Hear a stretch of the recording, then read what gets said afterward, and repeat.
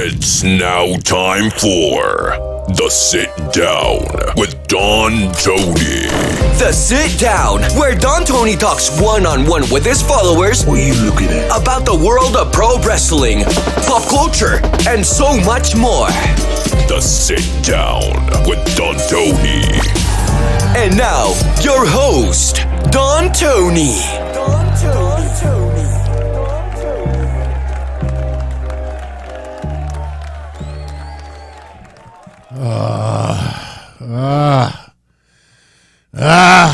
What a hectic night. Does the video look a little different now? Black Friday. I got myself a little early Christmas gift. A Sigma camera lens replaces my Sony stock lens. I still have to make some more tweaks and adjustments. We're supposed to be able to go 4K. Imagine looking at this face in 4K. But I'm going to work on that. I am annoyed. It is right now 8:05 p.m. on Sunday night, the 4th of December. I hadn't eaten nothing since about 10 o'clock this morning. I was laying down, vegging out a little bit. We decided, we're going to order sushi. Rather than cook, we'll order a little sushi. Now, I don't eat fish, other than, So I said, all right, let me get myself a chicken tempura roll. I get some avocado. We order at 6 o'clock. Gets here by 7, gives me an hour to eat, shit, shower, shave. I kid you not. This shit arrived 5 minutes before I went live. Called them up. The fuck is taking so long? You're 5 minutes from my house. Took them over an hour and 45 minutes to deliver simple food, man. So I can't even enjoy my dinner right now. You see what you're doing? You see what you're interrupting right now? How's everybody doing? How's your weekend going? Sit Down with yours truly is here. I want to thank you for everyone who's live that's going to participate in what we discussed tonight, and for everyone who is on the recap, the replays. It's interesting week coming up in the world of pro wrestling. Big news over the last week, I think, was mostly William Regal. And it was a week ago that we had that conversation as far as what was going on and where this was headed. And it seems like everything is exactly how we expected. And listen, I think when everything is said and done, I hope William Regal, on his podcast statement somewhere, William Regal pays a little tribute to Tony Khan. Appreciation for allowing him to get out of his deal early. Provided that it goes down smooth, and it happens, until we hear from the source's mouths, there's always that possibility of things being wrong. And I hope Tony Khan shows a little bit of love towards William Regal, because William Regal, in the short amount of time that he was there in AEW, he did more than what Arn Anderson and Jake Roberts and Tully Blanchard and a hell of a lot of veterans outside of Sting has done for AEW for 3 years. I really enjoyed William Regal's presence, not only in the commentator's booth, but even, as the leader or the godfather of the Blackpool Combat Club. So, very, very fun 9 months of William Regal on AEW TV. They definitely got their money's worth. We don't know how much he was paid. I've heard some numbers. I'm not so sure if they're true, but they definitely got their money's worth. He did a great job. So, all right. Enough of me rambling. What is the Sit Down for anybody who is new? Every Sunday night for about an hour to an hour and a half, I sit here and I let you talk. I let you ask the questions. If you have any comments you want me to share with everyone, I do that as well. Super chats never required on this channel, but always appreciated. Believe me, they go to good use. And we'll always get VIP treatment. Shout out to Dream 101. I don't know if he jetted out early yesterday, but he sent me a super chat talking about Sheamus and Gunther one more time at WrestleMania. I actually did answer at the end of yesterday's show, but just in case he might have jetted out a little bit early, I would not mind seeing Sheamus and Gunther at WrestleMania one more time. They put on 2 awesome matches this year, and it feels like a feud that could have gone much longer. And you know what? Especially under Triple H head and creative, don't rule it out of the question. Look, I expect at the Royal Rumble, I expect Brock Lesnar and Gunther. I shouldn't say I expect it. I hope that we get that moment during the Royal Rumble match where Gunther and Brock Lesnar are in the ring together. I mean, what do people still bring up? And it really wasn't that big of a deal. Keith Lee and Brock Lesnar. I mean, it wasn't a big deal at the time because Keith Lee was not being pushed the way we were hoping he would. But that few moments of Brock Lesnar and Keith Lee is something that 5 years from now, 10 years from now, we'll still bring up. And my God, if Gunther gets to land one of those chops to Brock Lesnar, oh, that's going to be epic, man. That is one of the things. When we get into the preview the week before Royal Rumble, that is one of the things I'm bringing up. I got to see Gunther and Brock go at it for a minute, and I got to see Gunther give him a chop. I got to see Brock Lesnar as red and as pink, like a newborn baby's ass. Brock Lesnar, you ever see how his face gets pink? It looks like a newborn's ass. Oh, my God. Can you imagine what his chest will look like? M. Hawk is asking, did I get my booster and flu shots? Yes, I did. I got the COVID booster and the flu shot about 4 to 6 weeks ago. And listen, we don't talk much on here about politics and COVID anymore unless you all ask for it. But let me make it clear. I've gotten 4 shots, not including the first one. So technically 5 shots. And what I noticed is as each shot happens, the side effects get less and less and less. So, when you first get that first COVID shot, your body doesn't know what the hell it's taking in. And your body inside is like, the fuck are you? Who are you? Hey, I'm your bouncers. I'm your security team. If we get that gang COVID invade your body, I'll be able to kick some of its ass. I might not do a great job, but I'll be able to do something. And then by shot number 5, your body's like, you again? The fuck out of here. We got plenty of you. We don't need no more. It's like that. Oh, no, we're not going to go there. The person who shows up and tries to sell illegal DVDs, for some reason, always a certain nationality. Hey, wait a minute. If I could talk about Italians selling fur coats in the back of a truck, I could talk about an Asian woman who walks into my office every couple of months. You buy movie? You want movie? You want the movie?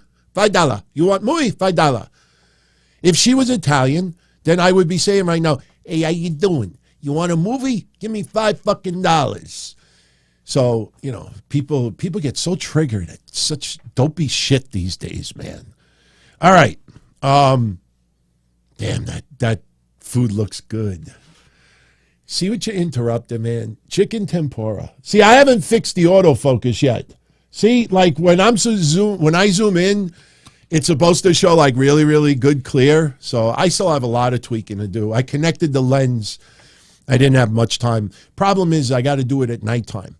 If I do it during the day, most of my shows, I do them at night. So there's no sunlight coming in. So if I start tweaking settings in the afternoon, oh my God, it'll be a disaster by the time it's showtime. All right. This super chat came in right before we went live from Sticky Fingers Frank. Thank you very much for the 10 spot. Hey, DT, I saw a conversation online I wanted you to discuss. I'm only 26, so I was too young at the time. Too young for what? But in 1998, when they were in their prime, was Goldberg versus Austin a dream match then? 1998. Well, I'll say this. Goldberg was a freak of nature at the time, a phenomenon. Very, very few words, spoken. No, remember, we're talking 1998.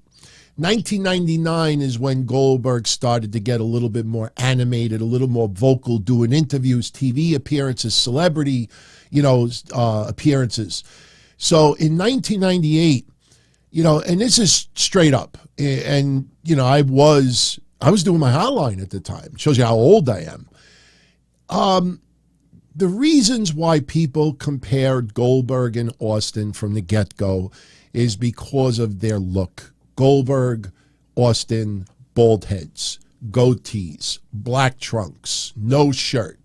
The only Goldberg didn't have the denim jackets or, the other attire that Austin had, but there was a lot of similarities. Believe it or not, and I'm doing a spur of the moment, but I don't recall on my hotline or even people that would leave messages, I don't recall people calling Goldberg and Austin ripoff. There was definitely similarities, no question. Understand, too, at that time, wrestling in a pair of trunks was not all that ordinary. How do I say this? It was ordinary. Everybody had extravagant outfits, but, someone just wearing a pair of trunks, not out of the ordinary. So it was a fantasy match for some, but I think it was more because of the look. Goldberg's repertoire was nothing like Austin. Austin was the ringmaster, no pun intended, before he turned stone cold. So and when it became a fantasy match for a lot of people, when Goldberg was the focal point of WCW, he made it to the mountaintop, and Steve Austin was the focal point of WWE. Just understand at that time, Austin was not there alone at the top. You had The Rock, you had DX, you had a lot of participants. But, and look, WCW too. I mean, Goldberg was not at the top alone. A lot of the veterans certainly was not going to allow that. But Austin Goldberg, it definitely was a fantasy match at the time. But I think in the early stages, it was because of look more than anything else. Their in-ring work was nowhere the same. All right. So for everybody who's in the chat room that would like to participate, if you have a question, just write in capital letters the word question before it. If you have a comment you want to share, write the word comment. Just helps me spot a little bit quicker.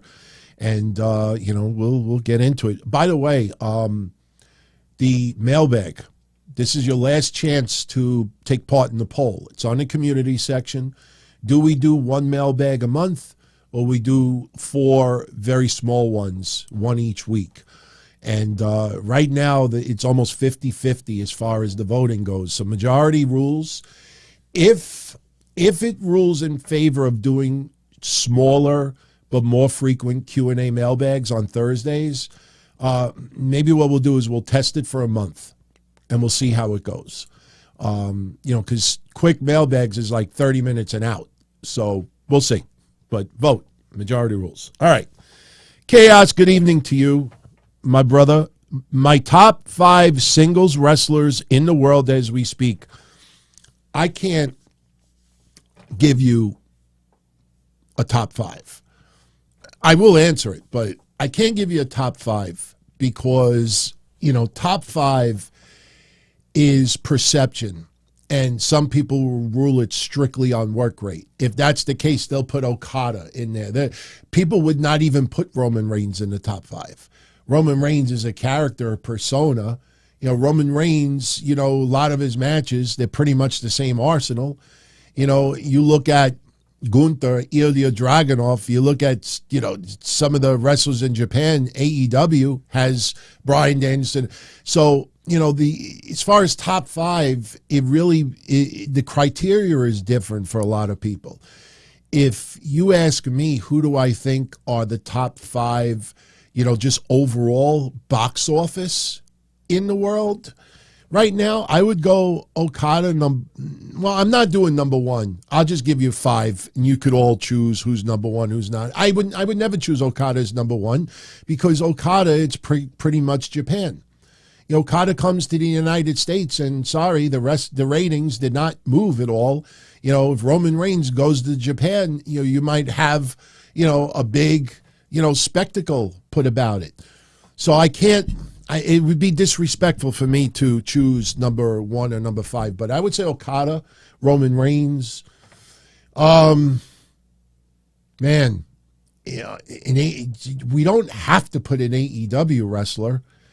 I would not put MJF. MJF has only had a couple of matches for 2022. He hasn't had that many, and listen, MJF's first Dynamite appearance as world champion, the ratings went down. So Moxley, Moxley, as far as a box office draw, all right, I could say he's earned top 5. Okay, I'll give you Moxley for top 5. Matt Cardona, yeah, to 200 people. Yeah. Listen, Matt Cardona, I have newfound respect for that guy. He totally reinvented his career. Matt Cardona has more stock now than he did back in his woo-woo-woo days. But Matt Cardona is not a tremendous box office draw. You know, it's not even close. You think Matt Cardona is going to sell even 5,000 seats on a regular basis? Maybe 500. Will Ospreay, you know, that's just the United States really clamoring for him to be a regular star in the U.S. Will Ospreay is great, but, you know, we're talking about box office.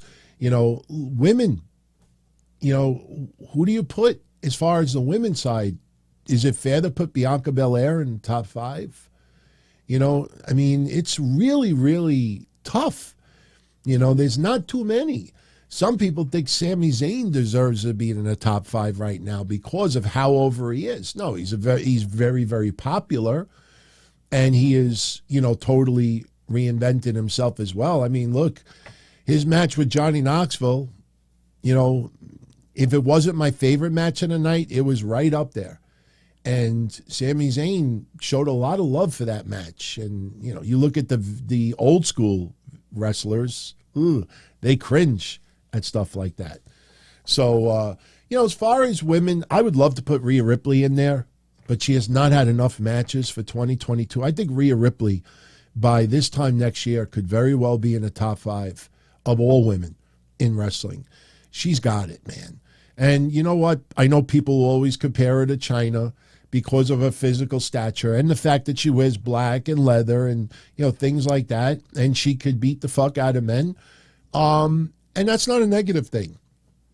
Being compared to Chyna, you know, I don't want to throw shade, you know, because she wasn't a bad person. And I got to know some of her family members. And, you know, she really just, you know, drugs did her in. But Rhea Ripley's being compared to Chyna, not compared to Joanie Laurer, if you understand what I mean by that. But I think a year from now, there's no reason why Rhea Ripley should not be in the top 5. She's doing a spectacular job. So, Michael Gonzalez, any memories of December to Dismember? If you're talking about WWE shit, all I remember is that it was bad. It was bad. ECW being recreated. Let me tell you something. In 2006, not 5. 5 was awesome. But in 2006, when WWE was reinventing their version of ECW, a lot of us were excited, man. ECW was always my favorite promotion of all time, and it probably will always be.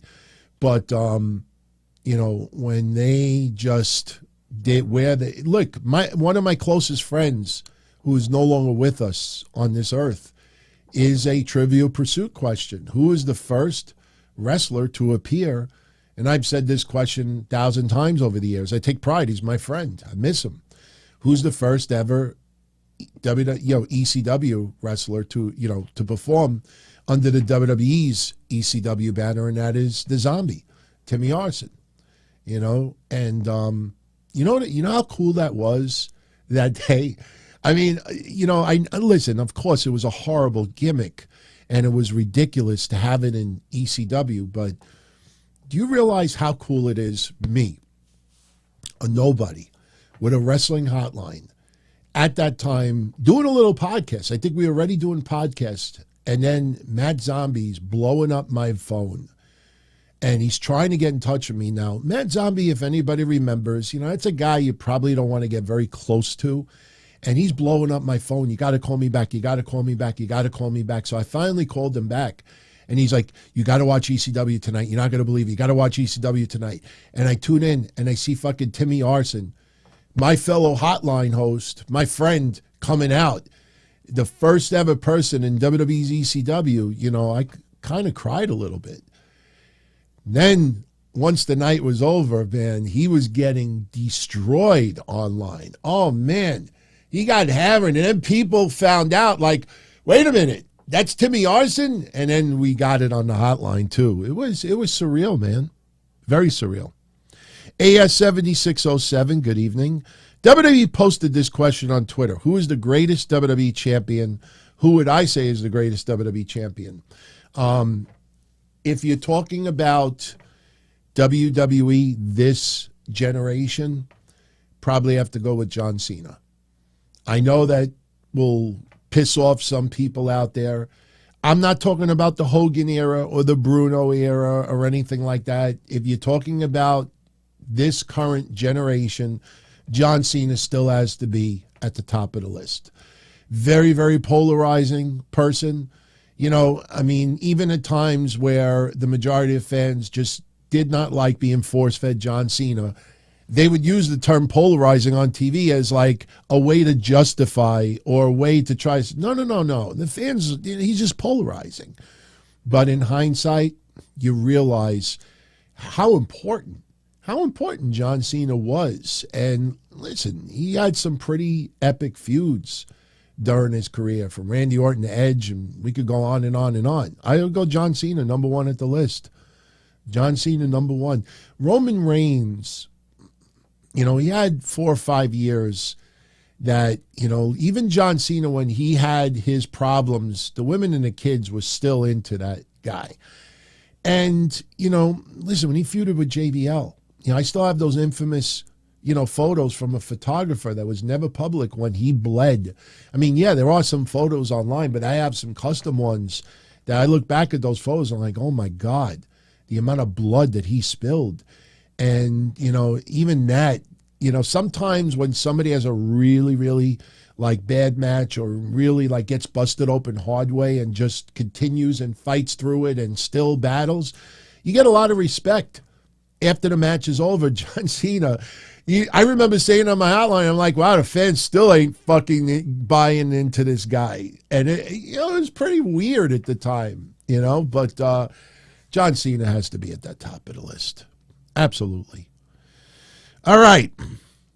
Let's continue the questions. Again, question before you question and spread it out a little bit. If, you know, if I already answered something, wait a little bit. And, yeah, we'll start. How long are we going? 25 minutes already? All right. Time flies when you're having fun.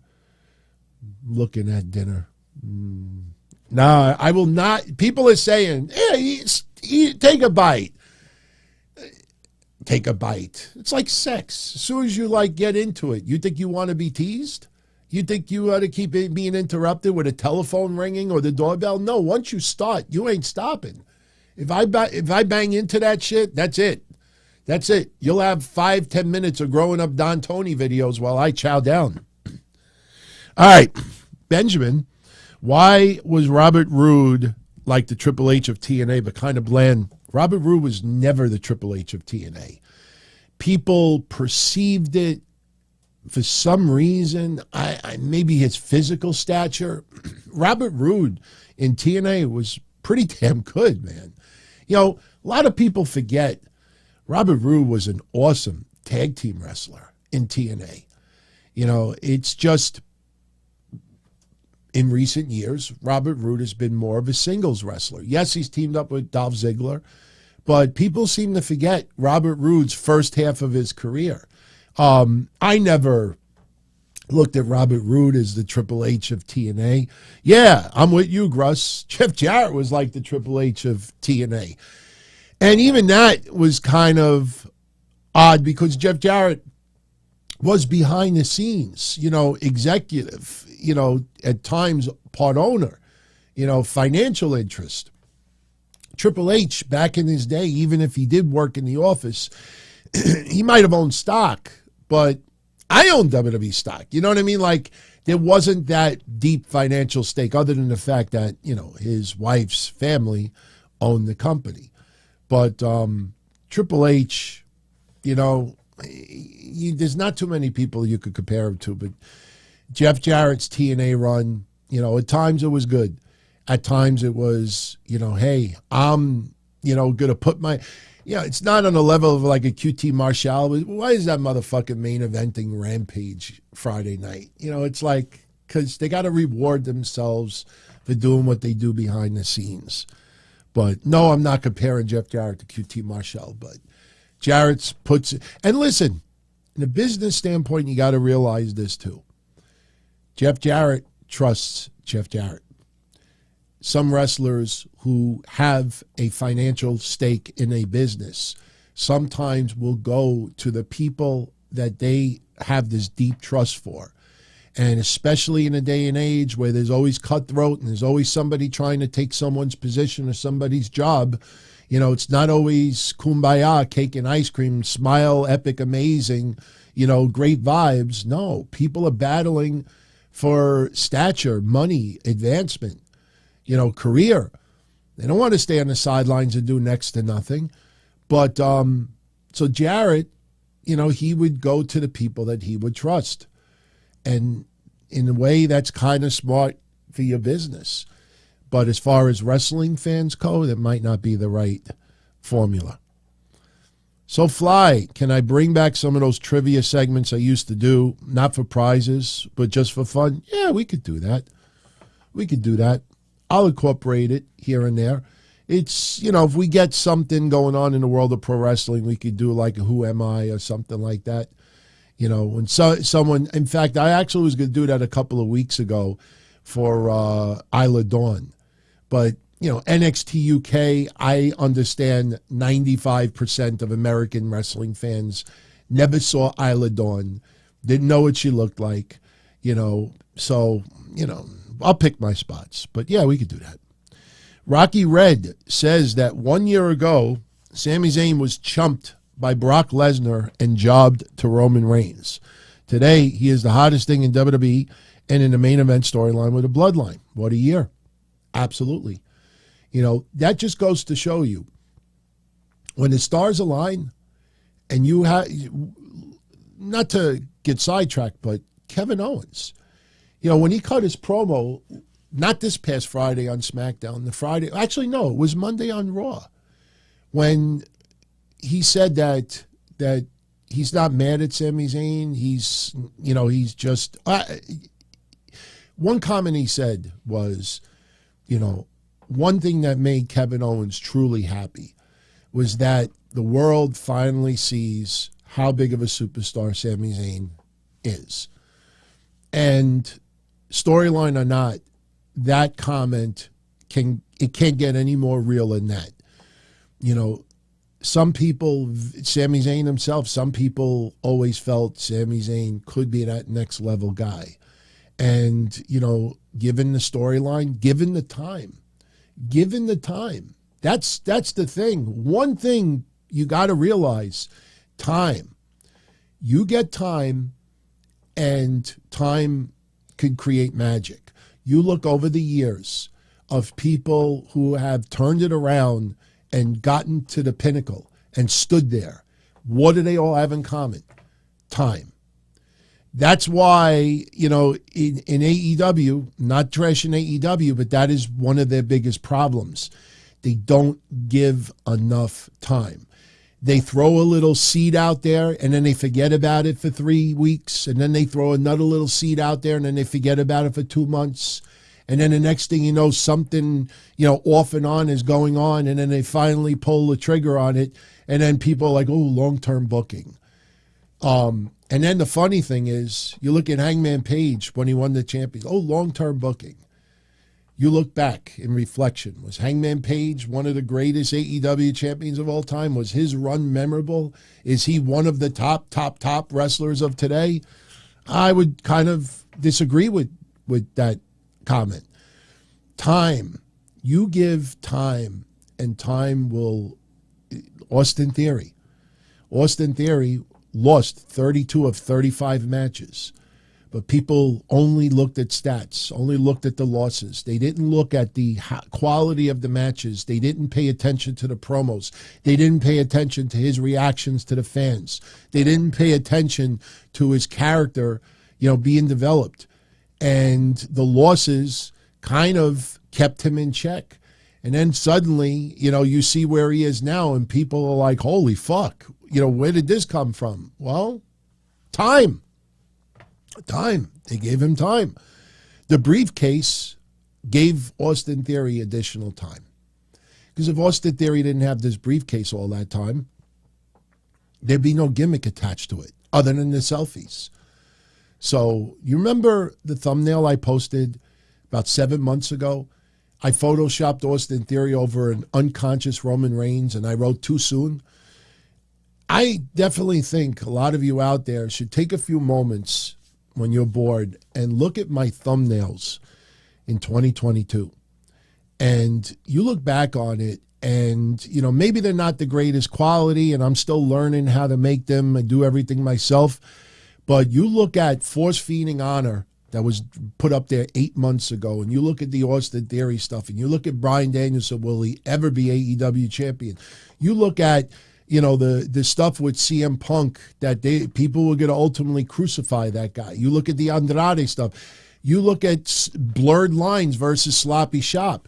You look at the year in thumbnails, and it's kind of mind-blowing how spot on they all were. And they developed over time. All right. Sami Zayn, the Uce movement, the Ucey movement will never be as big as the Yes movement with Bryan Danielson. Bryan Danielson, nobody was holding back Sami Zayn. Sami Zayn, may not have had a lot of titles in the last couple of years. He had a few, but Sami Zayn did a pretty good job. Sami Zayn had some, I think people forget that whole storyline with, Johnny Knoxville. You remember when he was in his bath and he's getting all of prank calls and his number is in the, he got a lot of pub out of that, a lot of publicity. But Sami Zayn, people beloved because he is the catalyst. He is the opposite of the attitude of the bloodline. People know that Sami Zayn, sooner or later, is going to get jumped. And you know who will probably be the first one to jump him? Solo Sikoa. You really think about it. Sami Zayn he's a lovable guy. And but Bryan Danielson, it was just a movement because at that time, especially that Batista made his return, still very much the older as far as who was pushed and the template of what a major focal point superstar world champion put the ball behind. Bryan Danielson, Daniel Bryan was not that template, and the fans forced that template to be made. And it was something that was so unique and special, you're not going to be able to recreate it. No matter how hard people try, you'll never be able to recreate it. Sami Zayn's push to the top, and look, I don't even know if Sami Zayn will ever be world champion in WWE. Could happen, but no, Sami Zayn's Ucey movement won't even be close of what Daniel Bryan's Yes movement was. And that's not a knock on Sami Zayn. It's just there's been so many years since the Yes movement. And we look at Bryan Danielson now. He's a little bigger in size. He is throwing out bangers. He's no longer retired. So we kind of expect Bryan Danielson to be at the top of the food chain. At that time, no one expected it. I don't even think Bryan Danielson ever expected it. And no, it's not even close. All right. We're going to start bringing this home soon. So let's dish out those questions. Shout out to Mikey. Thank you very much, my friend. Yeah, we're going to talk a little bit more on Monday, about Roman Reigns and a few other things. Him versus Kevin Owens, I don't have an update yet as far as the Royal Rumble, but there are discussions that they could have a Hell in a Cell. And this might be Triple H's way of backing up what he said after the War Games in the press conference, that some of these gimmick matches are better suited for a particular feud and not the month that a pay-per-view or premium live event takes place. And, Hell in a Cell forces the bloodline to not get involved. They will in some capacity, but as soon as I get an update on that, I'll let you know.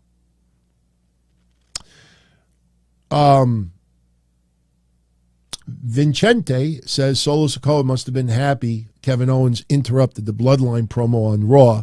Solo Sikoa, they don't want him to show emotion. He's just there with his arms folded, stoic. Once in a while you get a little grin. If you pay close attention, especially in the backstage segments, you'll see a little grin, but they want him to be the serious guy, unpredictable, stoic, neutral. And, in the end, I think Solo Sikoa is going to break Sami Zayn's heart. In the end, bloodline is bloodline. I know some people are lobbying that Solo Sikoa should remain, loyal to Sami Zayn, but no, that's Kevin Owens' spot. We don't need Solo Sikoa to go against the bloodline. Hey, down the line, I'm sure Roman Reigns would love to be able to have a match against Solo Sikoa and vice versa, but nah, that wouldn't make sense. All right, so Fly is asking, who is my biggest I never saw him becoming a star moment in wrestling? Guy or girl who I didn't see the potential that blew up big? Poof, that's loaded. You're going back, how many years watching wrestling? 43 years? I mean, I don't know. Somebody that I didn't see live that became a megastar? I don't know. It's hard to say.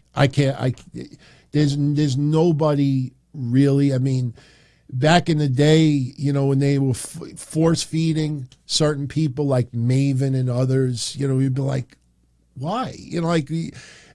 Some wrestlers over the years you see on TV, and I don't like throwing names out of people today because they're still trying to find their niche, but there's sometimes you see people on TV and you scratch your head and you're like, I don't understand it. Yeah, who's one? I'll give you one. Iman, before I give you mine, everyone, Iman, he says nobody's seen John Cena. I have brought this up at least, no joke, 20, 30 times over the years.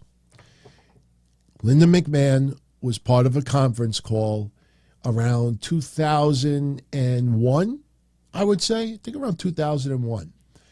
Might have been early 2002. And I have the audio somewhere. Linda McMahon was on a conference call with the quarter financials, and she talked about how WWE had two up-and-coming prospects that they believe are the future of the WWE. And the names that she threw out was John Cena and Randy Orton. And that was before we saw them in dark matches. That's before they ever debuted on WWE television. They felt they had something big with those two guys. And think about it. We don't like bringing it up now, but, it's still. Randy Orton had a dishonorable discharge. It may not be that big of a deal for some, but, that was a controversial hurdle to get over. Back in the day, that was actually a big news story. And could you imagine if social media was around in 2002 like it is now? People would have been doing everything possible to bury Randy Orton before he even got the opportunity. But the one person that I would say right now is Baron Corbin. He's still not a main eventer. I don't think he'll ever win heavyweight title in his future, But that's a guy that for the last couple of years, I scratch my head. I see 150 people released, and I say to myself, how is this guy escape it? Look, this might be more of a compliment than anything else. I kept saying to myself, how is this guy escaping this? He's not this big, let me make appearances, don't bully, and this is not. He's not this giant role model like Titus O'Neil. I keep thinking to myself, how does this guy keep escaping and still getting opportunity? And look where he is now. And he's not doing a bad job. But it is baffling the last bunch of years that he survived all of those cuts. It's almost mind-boggling when you think about it. Baron Corbin is good at getting heat, but, you know, he gets go-away heat. He gets that old X-Pac heat, which is a little unfair on X-Pac. But, you know, it's so bad that he actually, didn't he go on Sam Roberts and try to claim that there's no such thing as go-away heat? I mean, that in itself is one of the dumbest remarks in the last 10 years. There is a such thing as go-away heat. Go-away heat is simple. Somebody is in the ring. Oh, I'm going to go take a shit. I'm going to go get a knish. You know, I'm going to go put the wash in the dryer. You know, and you have no interest in watching that person, hearing that person. Oh, good. Let me channel surf. Oh, the lottery number's coming up. Let me change the channel. That's go-away heat. When you immediately feel that you want to go and watch or do something else while that person is performing, that's go-away heat. Simple.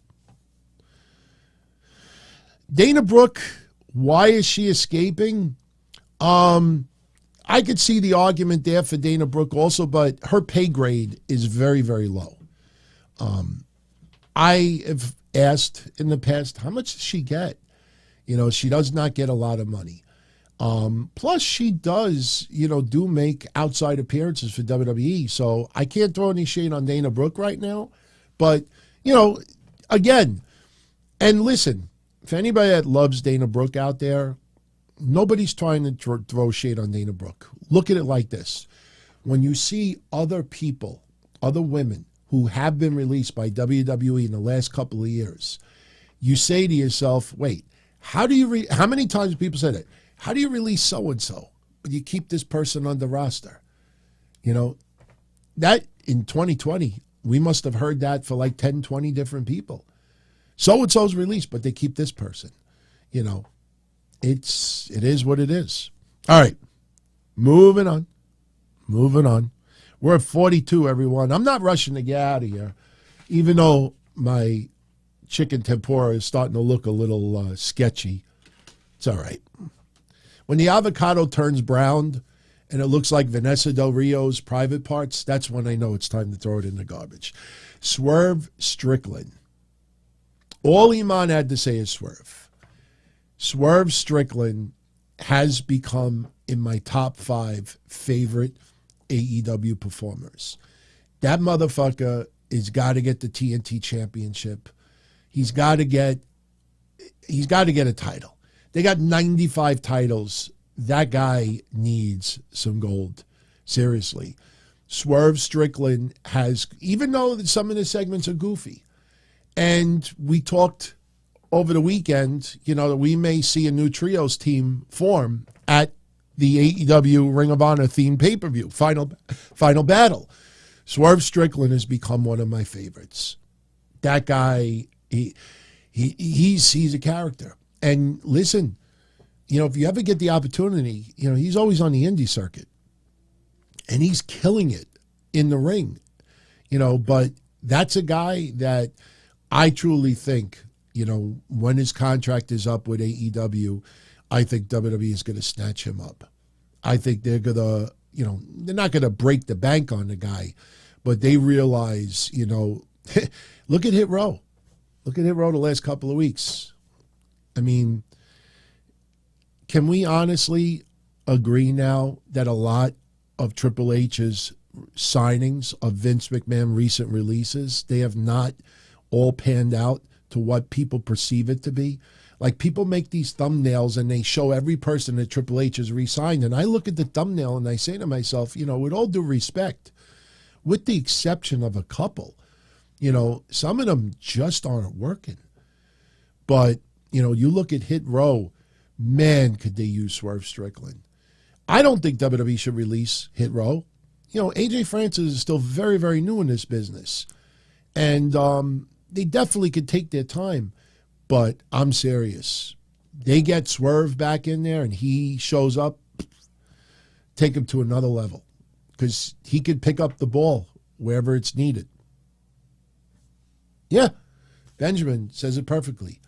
Got to give them time. Got to give them time. And time is camera time. You know, it's not just longevity of their career. Oh, give them 2, 3, because listen, we brought it up last week without renaming names. There's a lot of people who have been in AEW now for 3, 4 years. And you look at them and you're like, I don't feel like, you know, this person has really developed in the last 3, 4 years. By now they should be able to, you know, really carry their own. And, you know, when WWE is only given 6-month ultimatums amongst some NXT stars, you know, could you imagine getting 3, 4 years in AEW and you're still kind of like where you were in 2019? You know, and a lot on the women's side. Without naming names, a lot of women on the women's side. Some of those women have been there for 3 years. You look at them and like, what are they doing? Like, I don't see any progression whatsoever. Not all, but some. Oh, no. I do not want Hit Row back in NXT. Oh, no. To feud with who? Oh, no. Hell no. All right. Shout out to KD, the WC, tuning in live tonight. Hope you're having a good weekend. I hope everybody had a great weekend. I can't believe tomorrow's Monday already. This freaking weekend flew so fast. It's kind of like pissing me off. But let me know. Listen, how does the video look? You know, because I still have to make a lot of tweaks. But, you know, I'm using a Sigma lens now.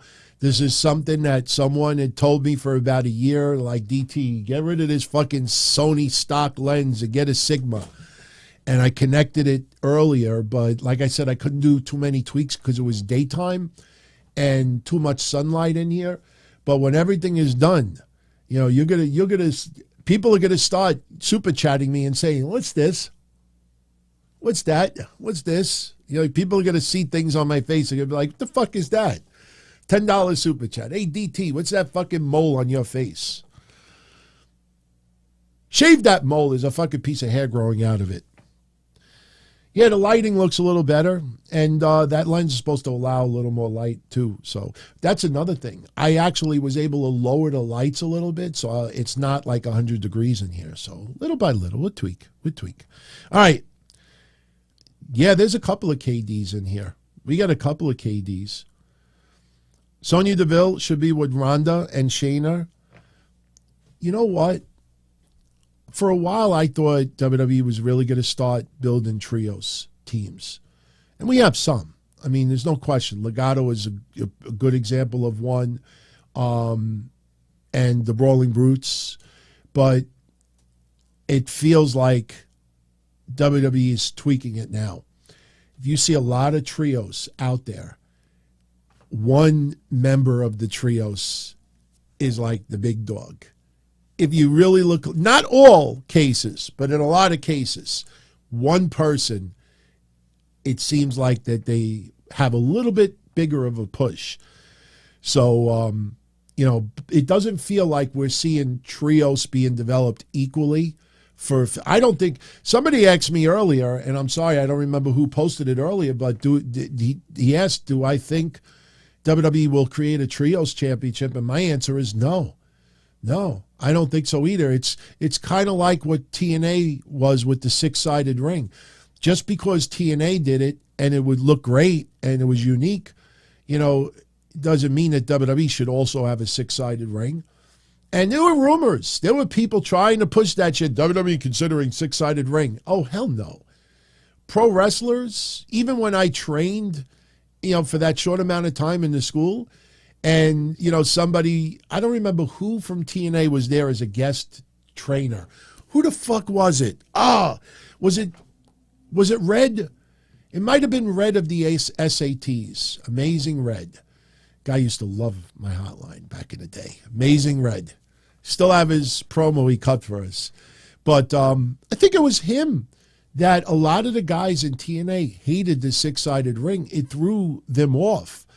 Because, you know, you run the ropes and you do moves and you do spots, and, you know, you're used to the schematics, you know, and even like you race a car and you go around a certain track, you know every little detail of every turn and every little aspect of it. And now, you're in a 6-sided ring. And then that weekend, Bill Behrens books you to work in Iowa. That's a 4-sided ring. And then the week after, you're back in a 6-sided ring. And now you're on, Texas wrestling and ribs performing. It throws you off, man. So just because AEW chose a trios title doesn't mean WWE does. I don't think WWE creates a trios championship. No, I don't see it in the next 5-10 years. I don't see a trios championship being developed. So, Indigo, what's up? What are my thoughts on people who ignore the ratings for AEW whenever they do, when it's below? Wait. What are my thoughts on people who ignore the ratings for AEW whenever they do below 1 million? I said this last week. AEW is not stupid. They appreciate all the love and all the excuses that people try to give online, but you should never be content. You should never make an excuse. If I go on this scale and I'm 5 pounds heavier, I can't turn around and say, well, I drank a gallon of water overnight, or I ate some salty Mexican food and I'm just retaining water. No. If I'm trying to lose weight, that scale should never go up at all, unless I'm holding something inanimate in my hands. These ratings go down, get into territories we haven't seen in a year or two, and then somebody says, well, it was this, or, no, well, this was on TV, or, no, well, in 3 days it's a holiday, whatever. Stop making excuses. People are always out there trying to make an excuse, trying to justify why 100, 200, 300,000 people, decided for this week, and I'm not going to watch AEW live. And you look at the numbers and you see that 1 million extra people wanted to see CM Punk's debut on Rampage. And 1 million now, I never thought 1,000,004 would be the norm for Rampage. I always said 600,000-700,000 should be, the norm, 600 at the lowest. But, when you see that they're down 150,000 compared to a year or so ago, there's no major shift. There's no, there's this new streaming service out there called Schmuck TV, and everybody watches it on the archive there. There have been changes. I see people bringing up WWE 10 years ago to now. Well, 10 years ago, we didn't have a lot of the streaming services. We didn't have video on demand like we do now. We didn't have a lot of, options. Especially you go back 20 years, you get the replay of Nitro right after. So, hey, I'll watch Raw first and I'll watch Nitro after, and I go to bed at 4 o'clock in the morning. But unless you set your VCR, you weren't going online and watching online. Jesus, with 56K modem and what was it? Real video? Oh, shit. You were fucked. So you had to grab that shit or record it or something. Now you miss it. Yeah, there's people posting YouTube videos. They increase the speed 20, 30% so they don't get flagged. So you just go into YouTube settings and you slow your video down and you watch it. People always trying to make excuses, and I hate that. That's why I don't even like focusing on demos. What would I rather have? 500,000 viewers and a big chunk of them are 18 to 34 or 18 to 49. Well, I'd rather have 1 million viewers. And there's a lot more like elderly people and kids watching as well. Guess what? I got 1 million people showing up. I got 1 million people that could possibly order a shirt or a pay-per-view. When you see a baseball stadium and it only fills up with 3,000 people and it holds 30,000, you don't see anybody saying, but they're all 18 to 34. No, they talk about, look at the fucking attendance. Only 3,000 people showed up. They don't, you think they stamped the tickets? Oh, female, male. Oh, look at the crowd. It's all college people. No. You want as many people to watch your product because each person that watches. Yeah, but a kid, kid's not going to order a pay-per-view. No, but the kid could say, Ma, I want all out. Oh, I'm full gear. Ma, Please. Keep my allowance. Shit. Give me 1 million people, especially elderly people. Hey, you're going to die in a month. Put it on your credit card. If you die, you're not going to have to pay the bill. Just fucking charge it. Pay $5 off a month. Just buy. I want as many people tuning into my shit as possible. People online make me, they make me laugh. They make me laugh. This doesn't make me laugh. This makes me say thank you. E-Dubs Harris with the $10 super chat. Much love. Thank you. Did I hear the story of Brock Lesnar possibly signing with TNA and TNA turned it down? Yes, I did. Would I picture Brock? Could I picture Brock in TNA? Do I think he would have been as big as he was in WWE? Kurt Angle put this out there, for those that don't know. Back then, Brock Lesnar, listen, he may be a simple man and a very private man, and in some cases a violent man who likes to hunt and eat his meat. Hey, honey, Sable, get the barbecue sauce. Look what I just shot. Here, there you go. There you go. Make sure you take all the feathers off. He's not a dumb man. When he left WWE, if he could get TNA to give him the Miro contract, look at Miro. You see now, I mean, God bless everybody out there that now are like, where's Miro? Where's Miro? Fucking we were saying that 9 months ago. You saw that a mile away. So if I'm Brock Lesnar and I could get a deal in TNA, I want some of that. Hey, I'll work 10 dates, $100,000 a match. Sheesh.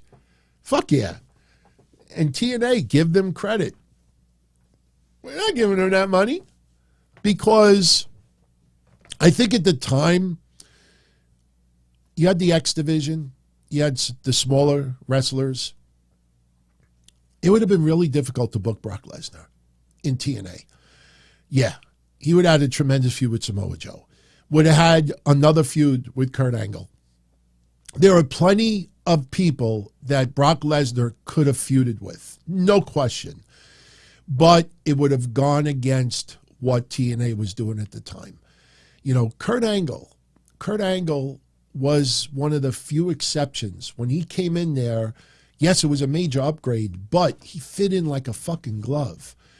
Brock Lesnar, I mean, it would have been so one-sided with his matches. I don't know if Brock Lesnar would have helped all that much. I mean, look, I really believe that if Brock Lesnar would have been in TNA at the time, we'd be looking back on his TNA career right now and saying, you remember that feud he had with Samoa Joe? Holy fucking shit. Do you remember when he did this? You remember when he had the feud with Abyss? Holy shit, Abyss did things I never expected Abyss to do. He might have even went up against Sting a little bit. Brock Lesnar would have been great in TNA. But for TNA and what they were trying to do, I don't think he would have fit in, not for that kind of money. They were not. And listen, without getting too controversial, if any of you out there ever get the opportunity to interview some guys that were big TNA stars at the time but were lower in the food chain, ask them what they were making in TNA. You realize it now, they probably would get more in super chats if they just twitched, a particular night. A lot of those wrestlers were getting very, very little money.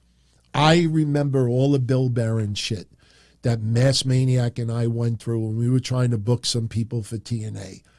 And when we started being told what some of the wrestlers were getting, oh my God, I could have paid 10 TNA guys to wrestle in my backyard and just do whatever, just for my enjoyment. And it wouldn't have broke the bank. But Brock Lesnar, it's like, do you want to drop all that coin on one guy that could kind of interfere with what we're doing? Or could we take that money and not only spend it on 20 other guys, but I could pay myself a little more. And I could pay my friend a little more. And they weren't giving him the money that he wanted. But I would have loved to have seen Brock Lesnar in TNA. Hell yeah. I would have bought in for that. Absolutely. What's this? Is this a code here? Crazy Cruiserweight. I saw the numbers. I didn't see your name, and I was like, is somebody giving me $5 just to like spam me? But okay, he posts this. Okay, 2021, 898. Well, actually, let's do this in order. 2019, 663. 2020, 712. 2021, 898. 2022, 880. Remember when we were still in COVID in 2020, the excuse was everyone was at the bar drinking. Bam. 1,000% correct. There's always people making an excuse. And it'll always be. It'll always be an excuse for something. I choose to ignore those people online. I see what's written every week. You don't think, I just saw Dave Meltzer, and I love Dave Meltzer. But I just saw him on his Twitter. It was either him or Bryan. I'm pretty sure it was Dave Meltzer. And he was bringing up an AEW Rampage, an AEW rating. Might have been, no, it was Rampage. And he was comparing it to when Rampage was on a different day. Might have been a Saturday afternoon because of Memorial Day. And I'm like, you're basing a 2022 rating that trending-wise fits where they're going down to an out-of-the-ordinary number Memorial Day from a different year. Now, me, I just choose to look the other way. I didn't say anything. I didn't write anything because I've learned, especially on social media, you make valid points. Nobody wants to see that. You know, I brought it up the other day with Lyra Valkyria. She's coming to NXT. And I saw Gail Kim immediately write, oh, look, it's almost Taya Valkyrie. And I know why she was doing it. She loves Taya Valkyrie, and she's just showing support. But she doesn't understand that she gets all the blowhards and the minions that kiss up to anybody, celebrity, that are all now going after WWE, for kind of like ripping off Taya's name. And I saw people sending to Gail Kim, because Gail Kim is the one that started the conversation. So they're telling, like, listen, Lyra's been using that name for years, since she was a teenager. You have other people telling others, look, WWE's not ripping it off. Look at this, look at here, look at there. And I watched every single one of them get ignored. And it's like, these people don't want to be told the truth. They just want a reason to complain and bitch. But you're spot on, Cruiserweight. Everybody blamed it on COVID, blames it on a TV show, blames it on warm weather, blames it on a playoffs, blames it on a debate, blames it because of a mass shooting, blames it because of a tornado, blames it because, somebody died. No, it's just your viewers, a big chunk of them, have decided to do something else other than when your product is on. Simple as that. And he said those are the days before the Thanksgiving ratings, what he posted. Thank you for that. Yeah, and look, you look at these numbers, they're not that off. I mean, 2019, AEW is still new, trying to find their footprint. But, you look at 2021 to 2022, they're comparable. So instead of just leaving it alone, no, people got to find excuses for every little fart out there. And it's just, look, all it's doing is just putting a Band-Aid on a problem. A year from now, what are the ratings going to look like? I think they're going to be pretty close to what they are now. I think it'll go down a little bit more. I think they could go down 10%. But even if AEW goes down 10% in the ratings next year, it's not a major loss. The networks seem to be happy with the ratings. I'm sure they expected higher. But, and listen, make no mistake about it, Tony Khan always expected these ratings to be higher. Because in Tony Khan's eyes, this is the greatest wrestling out there. We're giving you the greatest alternative. Plus, we're giving you so much diversity, from comedy to real to straight to characters to wrestling to this, Japan and that. And he thinks that he's giving the best product out there. So, it's, to him, it's kind of baffling why the numbers are what they are. But, hey, it is what it is. All right. We're going to wrap this up in about 5 or 10 minutes. So last call, if I could call it that. Rocky Red, could I see MJF having a world title reign that would last until the bidding war of 2024? No. Listen, I always am very reluctant to make this comment because some people will blow it out of proportion. When WWE did the documentary about the Monday Night Wars, I always remember a comment Chris Jericho said. And Chris Jericho said that once fans stop tuning into your product, you could have Hulk Hogan, you could have Bruno Sammartino, you could have every major wrestler in your company. Once they tune out, it is very hard to get them back. And no, I'm not saying that AEW's having any demise anytime soon, but the point I'm bringing up is this. MJF, for the hardcore AEW fans, they want him to be the leader of that company because through them, they could be vulgar, they could be nasty, they could say things they would never be able to get away with on social media. They want they want MJF to be that vulgar representation of them. The problem is, for a majority of wrestling fans out there, they just want to be entertained. I brought up the polls last week. I saw numerous polls from Twitter to Gerwick to Observer to a lot of other places. And almost all of them were similar in the results. Which pay-per-view did you like more? Survivor Series or Full Gear? And for the most part, it was 70 to 80% Survivor Series. You go back to Full Gear, we had some awesome wrestling on there. We had some nostalgia. We had some returns. We had 4, 5 hours. You got your money's worth. But still, in the end, people were just more into that storyline with the bloodline and everything they were doing. You have Ridge Holland in the main event. Who would have ever thought of that? Butch, which is awesome.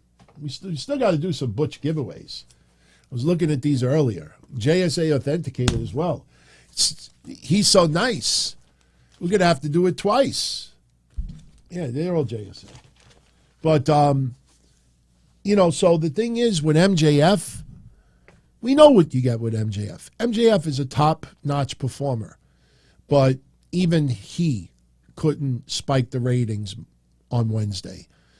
All right, maybe he's goes against the grain, not like CM Punk, but CM Punk was the voice of the voiceless, going against the grain. We got, this guy finally at the mountaintop, and it didn't spark any additional interest.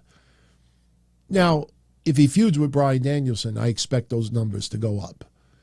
I think the number definitely will go up.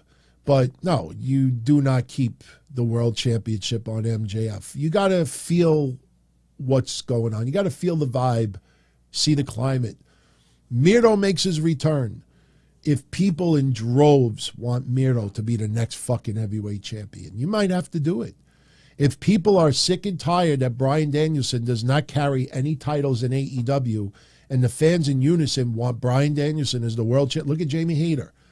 Jamie Hayter is a rare exception that AEW finally gave a championship to, someone that the fans wanted.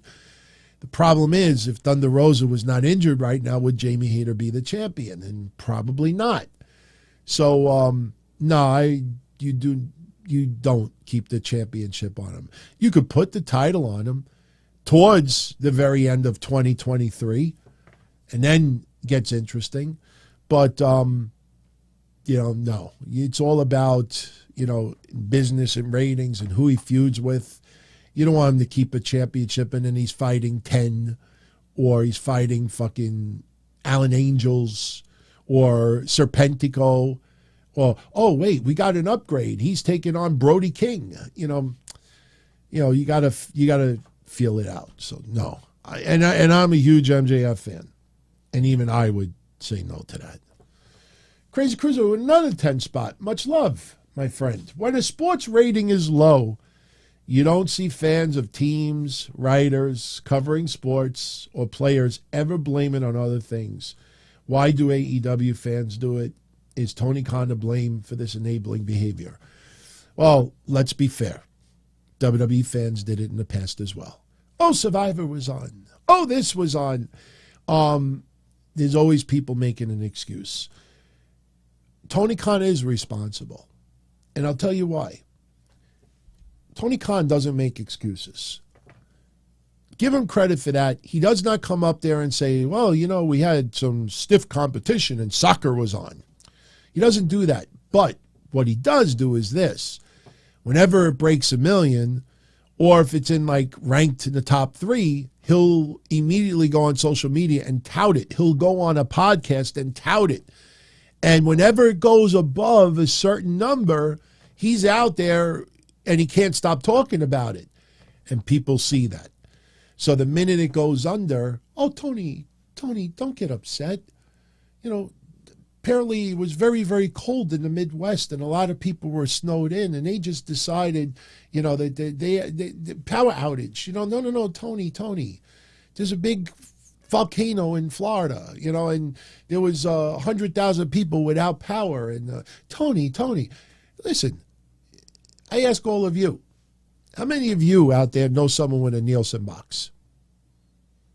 How many of you out there know someone with a Nielsen box? Of all the people that I know right now, as far as I am aware of, two. I have thousands of friends, not close friends. And as far as conversation over the years, I think there's only 2 that ever said to me, DT, I have a Nielsen box. So when you look at these numbers, and there's always people trying to console. They feel like they got to console something. Instead of just saying, okay, 880, all right, we'll get 900 next week. Just leave it at that. Or just report 880 and that's it. You don't talk about it being good or bad. You just talk about it. They feel they have to console AEW like something is wrong. Listen, it's okay. It's all right. There was abnormally warm weather in the Northeast. Everybody went out and barbecued. Who asked for the excuse? That's what people like to do. But you are spot on with that. And it is Tony Khan's fault. Because you don't see WWE ever talking about the ratings.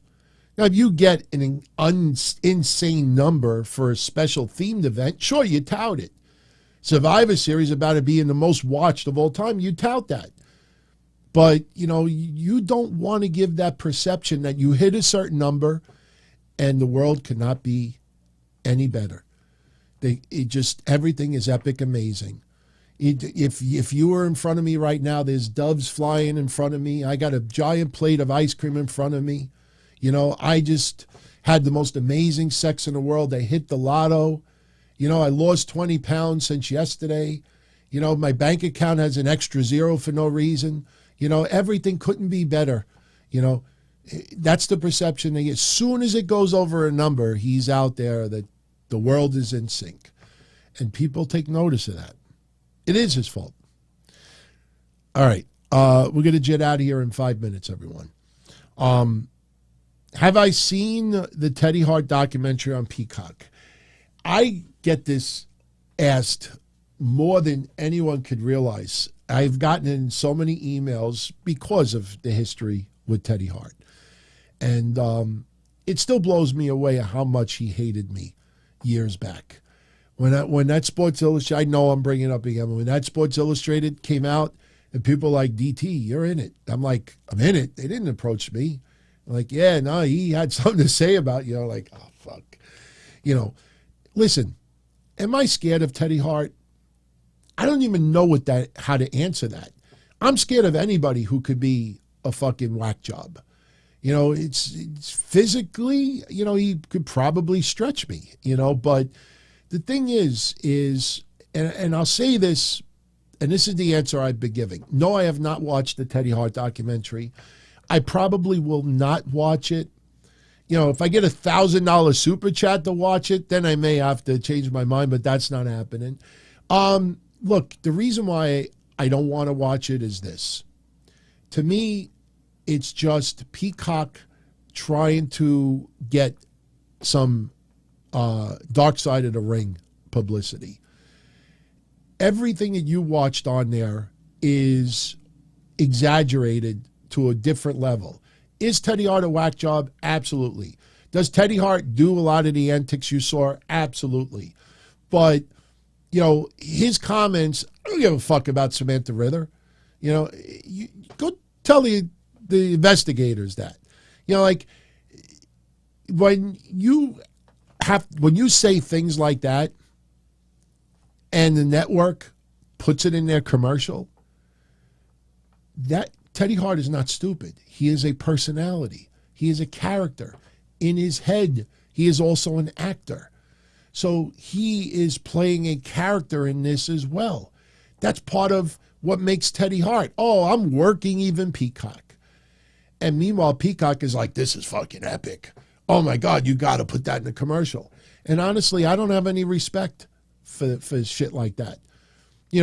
It's kind of funny to watch pretty intelligent people out there not realize that this is so grossly exaggerated for entertainment purposes. Did you see that documentary that came out about Queen Elizabeth? I think it was Queen Elizabeth's documentary. And I don't remember what network was it. Was it Hulu or something? They had to make a disclaimer saying, yeah, no, we exaggerated shit just for TV purposes. Like, they made up so much shit because just telling it like it is, see what I said about Twitter earlier with the Gail Kim stuff? Telling the truth and telling it like what it is, people don't want that anymore. People want to have their juices titillated. So that's what the Peacock thing is. Teddy Hart, I have no interest in seeing him, take his character and try to amplify it for entertainment purposes. And Peacock, to me, it's just a Dark Side of the Ring attempt. And I have no interest in seeing it. In fact, I'm a little surprised Peacock would have done that in the first place. Just goes to show you. Anything for ratings. Anything for ratings. Oh, you bet your sweet ass, Austin Nance. I will drop maximum male model references wherever I can. I am a huge fan of Marseille and Mansois. And if any of you out there have never watched their YouTube shit that they've been putting out, go check it out. It's pretty funny, man. Pretty funny. All right. Last two questions of the night, everyone. Byron Cutler, did I hear there are plans for a Brock Lesnar versus Bobby Lashley Royal Rumble in a steel cage? Byron, who reported that? It's the same people that reported some of these other ridiculous. There are no plans of Bobby Lashley versus Brock Lesnar in a steel cage right now. The plans are Roman Reigns versus Kevin Owens Hell in a Cell. You're not going to have Hell in a Cell and a steel cage match. That's like, okay, we're going to, decapitate someone, and then we'll have someone die in their sleep. It'll water down the cage match. The reason why people are saying that is because of the unfinished business between Brock Lesnar and Bobby Lashley, especially at Crown Jewel. Listen, what people are doing right now is they are trying to come up with a match that people haven't talked about, and they throw it out there for attention, for hits. And if it just so happens that match takes place, then they could say, oh, you should be paying me Patreon money because, look, we reported it right. People are coming up with these match ideas. It's not based on news. It's based on hunches or what fans think that WWE Creative is doing. Could Bobby Lashley versus Brock Lesnar happen in a cage? Absolutely. Absolutely. But it ain't happening at the Royal Rumble simply because a website claims that it is. If it happens, it happens. But no. Who is the website that did that? And 9 times out of 10, a lot of you out there can't even come up with the website. It's usually cut and paste from someone else. Did you see the John Cena, Logan Paul stuff? I threw the thumbnail out there that week, and everybody's like, oh, God, no. Oh, I don't want to see that. And I said, hey, I heard, for real, I heard that WWE's thinking about that. And then what happens?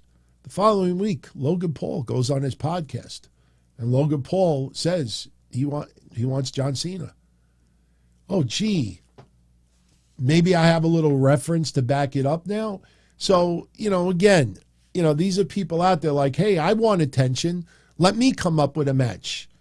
Nobody is preparing. Didn't someone write the other day Gunther versus Roman Reigns or something like that? People are just trying to come up with a scenario that they think is going to click. So, all right. And last but not least, Conan saying there's rumors of CM Punk coming to WWE.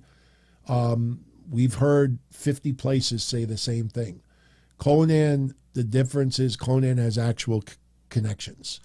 Conan is friends with people in all different promotions. He is close with people in the know, and he heard that WWE is working on something to bring back CM Punk in the future. We'll see what happens. Right now, after talking about it with JD on Forbidden Door 3, I don't want CM Punk back in WWE because, what happens if he pulls shit like this again? Now, I think WWE would kind of like feast their lawyers on him.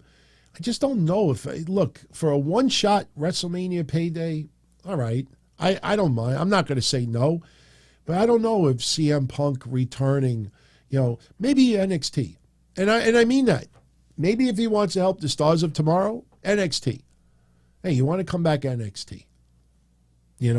So, Conan definitely has a lot more cred than anyone else. So if he's hearing that, yeah, I believe there are discussions going on. Listen, if CM Punk could still go, why would you not? I mean, there's no question CM Punk brought some additional viewers to AEW. So I'm sure some of those AEW fans, breaking news, everyone, and I talked about this months ago, not everybody says fuck CM Punk. A lot of people agree with what CM Punk did. It might not have been the best, platform to do it, but that was his only shot to get the message out there with everyone. What was he going to do? Go on somebody's podcast and throw that out there? He did it, and got triggered because of all those reporters that were in that room that spread this shit. He saw face-to-face reporters that for 8 months blamed him for Colt Cabana being demoted to Ring of Honor. And then suddenly, after everything is said and done, Tony Khan just in passing, hey, no, it was me all along. It was me! It was me all along. Fuck is that? It's just, so CM Punk, there's a lot of people that actually support CM Punk for what he did, exposing a major problem in AEW. The problem is, if Tony Khan is fine with the foundation of AEW, if Tony Khan is fine with the management in AEW, if Tony Khan is fine with what the executive vice presidents do in and outside the ring, who are we to argue or fight it? How you fight it is you choose not to tune in or you choose not to spend money on the product. But if you want to follow AEW, you want to watch it, Tony Khan could fucking put QT Marshall and the Factory in every match on Dynamite. And, you want to watch. That's why what Billy Corgan said, is true. You just don't say it publicly when he said, hey, you people out there, if you don't want to watch it, don't tune in. Yeah, I mean, that's point taken. You make sense. Hey, you don't want to watch, don't tune in. But you don't ever want to say that publicly. You don't want to tell people, give them a reason to not tune in. You want to give people a reason to watch it. You don't do the opposite. All right, everyone, I'm going to jet out of here. Hope you enjoyed tonight's sit down. You have any follow-up comments, questions, you could post it in the comment section, or you could do one better. Go in the community section here on YouTube. You have until Wednesday morning to post a question, because Thursday I'm doing the mailbag, and we'll see what the results are. And again, if the results are to do a small mailbag weekly, then what I will do is every Thursday, I will pre-record it. I will post it online. They will be short, but it'll be done weekly, and we'll try it for a month, and we'll see. If the demand is to cut it down to once a month again, or even twice a month, then we will. But I want it to be on a regular schedule going forward. So, all right. And if you don't mind, if you enjoyed tonight's episode, smash that like button, subscribe, become a channel member, and me, I am going to feast. Be well, everyone. I'll see you tomorrow night, 11:05 p.m. after Raw. If you stick around, you might actually see me chewing. As far back as I can remember, I always wanted to be a podcaster. For me to live any other way was nuts. To me, those goody-good people who worked shitty jobs for bum paychecks and took the subway to work every day and worried about their bills were dead. I mean, they were suckers. They had no balls. If I wanted something, I just took it. Dropped it. I ran everything. I paid the bills. I paid the host. I even paid the masked maniac. Everybody had their hands out. Everything was for the taking. We always called each other good fellas. You would always hear from somebody. I only dropped the You're fork. gonna like Don Tony. It's okay. He's all right. He's a good fella. He's one of us. But if you're part of my crew, nobody ever tells you they're gonna get rid of you. It doesn't happen that way. There weren't any arguments or curses like in the movies. See, your haters come with smiles. They come as your friends, the people who've claimed they care the most for your life. Oh my God, why is that playing so slow? That's all over. It's going to take like 9 minutes And to go that's the through. best part. Today everything is different. There's lots of action. I don't have to wait around for everything like everyone else. Oh, I didn't get the vaccine? Fuck you, vaccine me. Oh, your delivery guy has COVID? Fuck you, feed me. Right after I moved here, I ordered egg noodles and ketchup, and I got spaghetti with meat sauce. I'm no longer an average nobody, while they get to live the rest of their lives like a bunch of schnooks.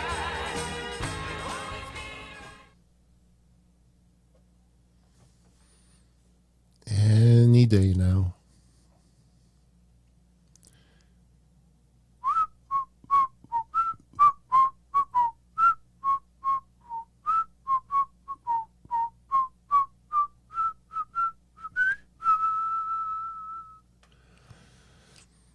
We have some technical difficulties. Big shout out to our awesome channel members, elite channel members. Yeah, I don't know what happened. Like the scroll went like super slow. So the funny thing is I know how to fix it too. All I literally have to do is just go and change the time, but we're not going to do that now. I have to disconnect. I want to eat my food. I dropped the fork, by the way. I don't know if anybody heard that big loud metal sound. You know, so yeah, I'm going to go. Bye.